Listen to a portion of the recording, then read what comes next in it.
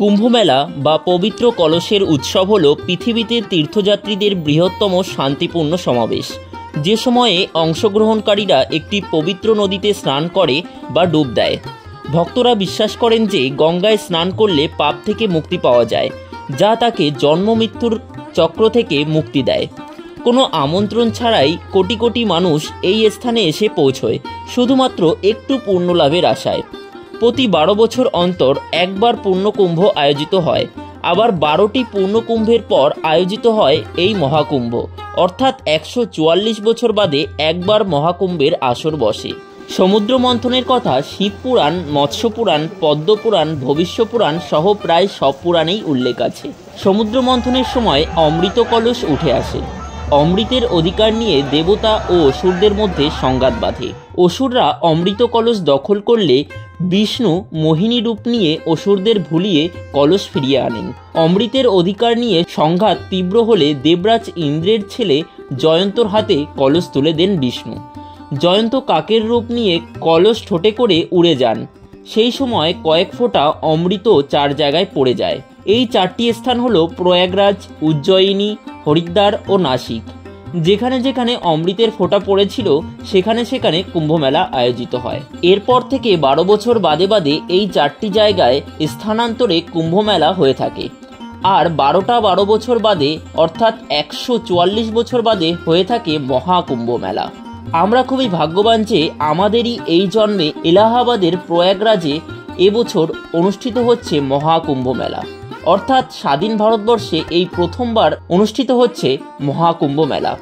তো এই মহাকুম্ভ মেলা কতদিন চলবে, মহাকুম্ভ স্নানের মাহাত্ম্য কী, কতদিন ব্যাপী স্নান যাত্রা অনুষ্ঠিত হবে, এই স্থানে তোমরা কিভাবে আসবে, মোট কথা মহাকুম্ভ মেলা সম্পর্কে যাবতীয় খুঁটিনাটি তথ্য এবং প্রয়াগরাজ কুম্ভ মেলায় প্রথম দিন পুণ্য স্নানের দৃশ্য নিয়ে হতে চলেছে আমাদের আজকের ভিডিও।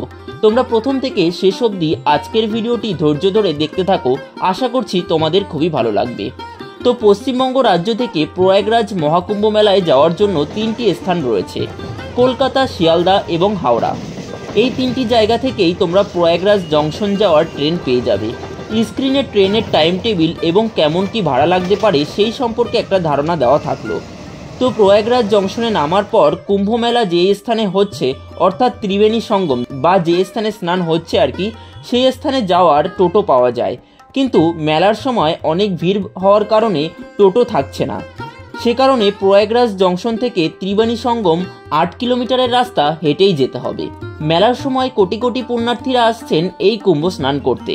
হিন্দু ধর্মের মানুষেরা মনে করেন এই পুণ্যতিথির সময় দেবতারাও মানব অবতারে এই সঙ্গমে স্নান করতে আসেন। এই সময় জল খুবই পবিত্র থাকে। অমৃত স্নানের ফলে জীবনের সুখ ও সমৃদ্ধি আসে বলে কথিত আছে। তোমরা দেখতেই পারছো যে উত্তরপ্রদেশের প্রয়াগরাজে গঙ্গা, যমুনা ও সরস্বতী নদীর ত্রিবেণী সঙ্গমে শীত উপেক্ষা করেই স্নান সারছেন পুণ্যার্থীরা। তো চলো এবার আমরা জেনে নিই কোন কোন দিন শাহী স্নান রয়েছে।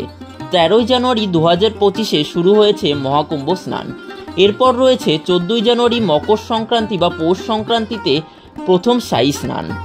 তারপর 29 জানুয়ারি 2025-এ মৌনী অমাবস্যায় রয়েছে দ্বিতীয় শাহী স্নান।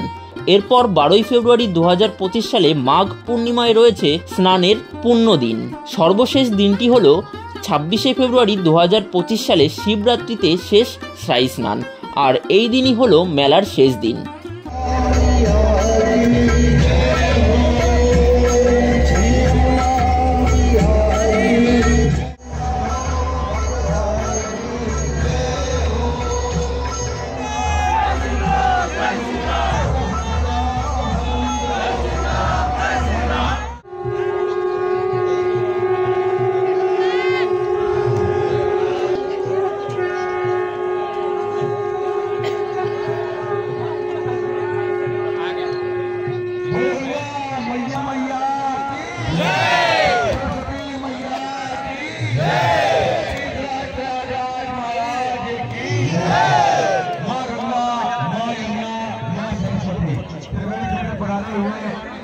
आप सभी का स्वागत अभिनंदन।